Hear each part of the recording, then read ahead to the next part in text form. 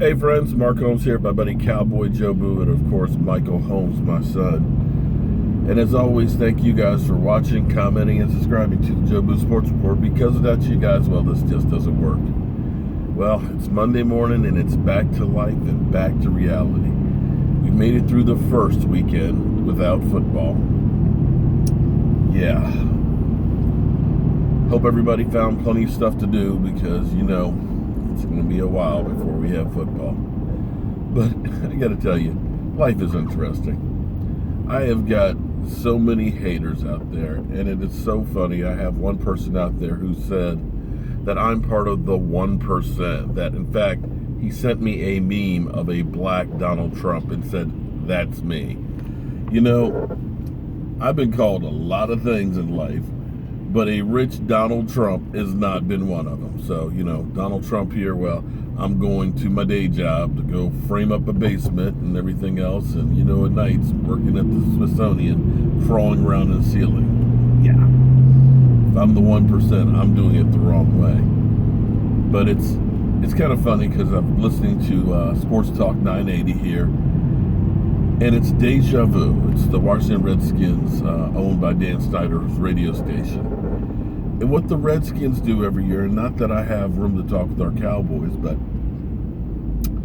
they sell hope every offseason. It is exactly the same thing, because here they are, they're talking about now, we've got Alex Smith. You know, we got all these players coming back off injured reserve. We got some cap room. We'll be a playoff team next year. And it's the same thing like when they had RG3. Oh, man, we've drafted RG3. We're going to be set for the next 10 years, you know. Before that, it was, we traded for Donovan McNabb, man. We are good to go. We're a playoff team. Yet, just like Charlie Brown, that Lucy puts the football down for him to kick the field goal. At the last moment, she always pulls it away. Only time will tell, of course, but I got to tell you, we've been here before. But my main thing I wanted to talk about is the Legion of Boom coming to Dallas. The Legion of Boom, Seattle Seahawks secondary, you know, Richard Sherman, Earl Thomas, Cam Chancellor, you know, arguably one of the best secondaries in quite a long time. A secondary that put fear into other teams, a team that laid the wood. Well, I got to tell you, to me, in my mind, the Legion of Boom is dead. It's gone in Seattle. Richie Sherman says he's ahead of schedule with this Achilles tendon injury, said that he should be actually ready to go for minicamp, which I'd find hard to believe, but it's possible. Who is on the last year of his contract and is now his own agent.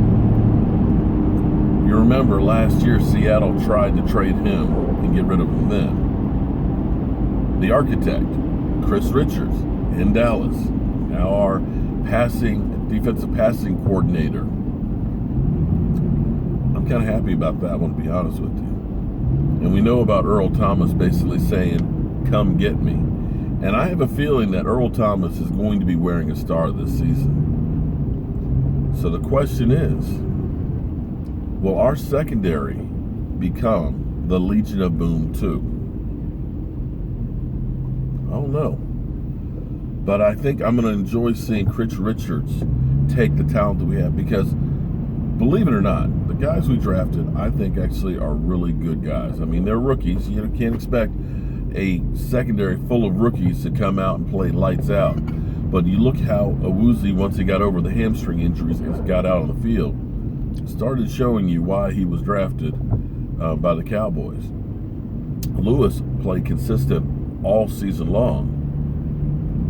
And then you add to that Kevon Frazier, who started to play pretty good at safety towards the end. You know, you start getting a different scheme, a different attitude. All of a sudden, that secondary may start coming along really well. You know, we still need to see more of Xavier Woods. And Xavier Woods, my man, he is a hitter. You know, I like to call him Xavier Lays the Wood.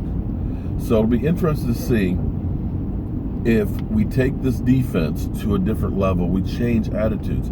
You know, like Charles Haley had said yesterday, at the Super Bowl, when he was talking about Charlton, was you need a guy out there that holds people accountable.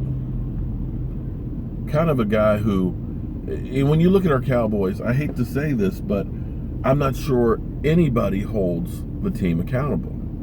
We have the clapper. Don't worry, guys. We'll get him next play. You know? One of the things that drives me crazy, and I know I'm old school. I'm 52 years old. Back when I played, you know, it was right after leather helmets.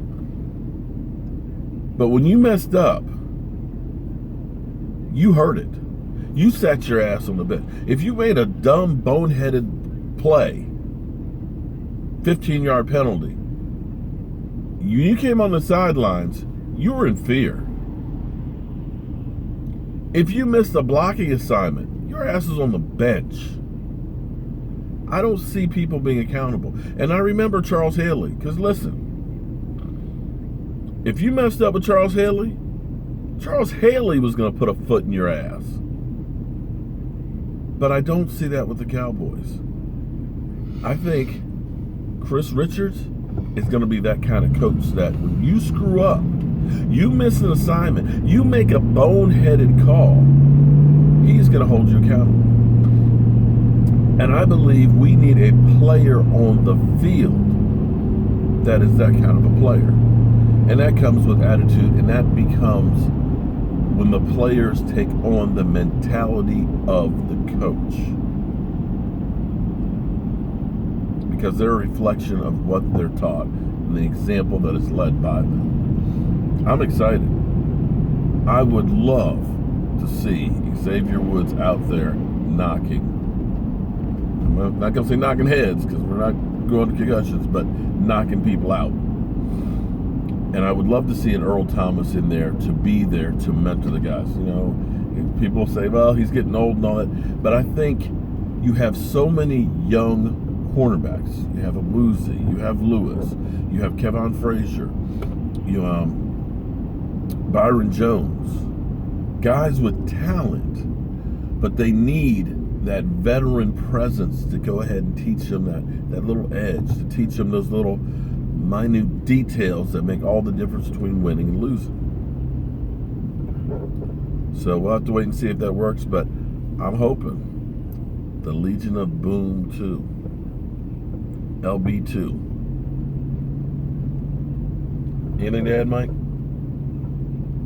Make sure you guys check out Michael Fitness's videos. Wait, what? Huh? It's Michael Anthony Fitness. I'm sorry, Michael Anthony Fitness. Damn. You won't find me. I'm still. Forgive me. Michael Anthony Fitness, man. That's right. His don't laugh videos killed me because I'm always laughing. But anyway, guys, it's off to my day job because they always tell me, don't quit it. And I'll see you soon.